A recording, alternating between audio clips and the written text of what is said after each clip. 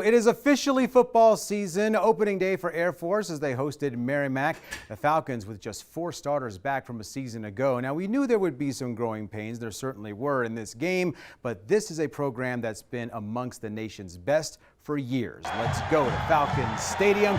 Air Force legend and current Denver Bronco Jordan Jackson on the sidelines in the first quarter. It's 4th down and 10.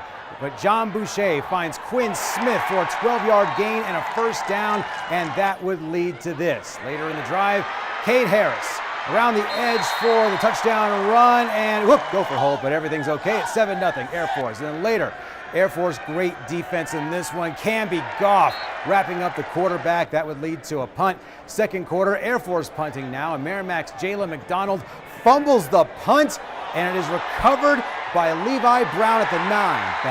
Bad, Levi Brown.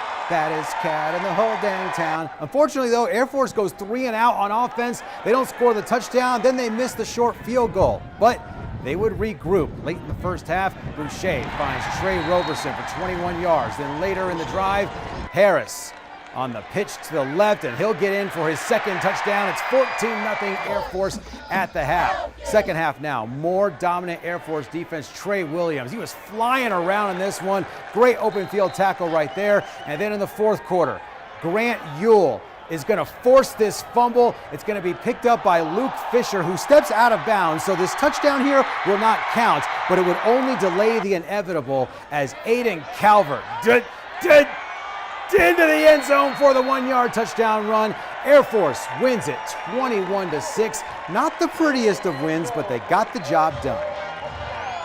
You know, we have a young team, so when we have players that never played, we got to build our chemistry up in practice, keep our heads up, and move on to the next game. I mean, everyone seemed pretty happy, you know. That's a win is a win, so we just got to move on to the next week. All right, back to Jordan Jackson for a moment. He's one of 3 Air Force Falcons currently in the NFL, the other 2 being Trey Taylor and Bo Richter. Now, Jackson made his first NFL opening day roster earlier this week, and when I asked Broncos head coach Sean Payton about it on Wednesday, he said it was not a borderline decision. This was an easy call to get Jackson on the roster. Jackson was fantastic this preseason, and Air Force was glad to have him on the sidelines. It's as moving as it gets, you know, to see the big guy. We come in after warming up, and he's in there in our locker room right outside the hallway here, and some of the players saw him and how fired up they were, and you know, just the class, the decency, you know, the character, the maturity, the leadership of Jordan Jackson's unbelievable, and a guy that's a darn good football player too. I was trying to think of a way where I could run him over to Dan Sermine and Robbie back there and say, can we get him a jersey and pads? But I don't want to get in trouble. I knew him since freshman year.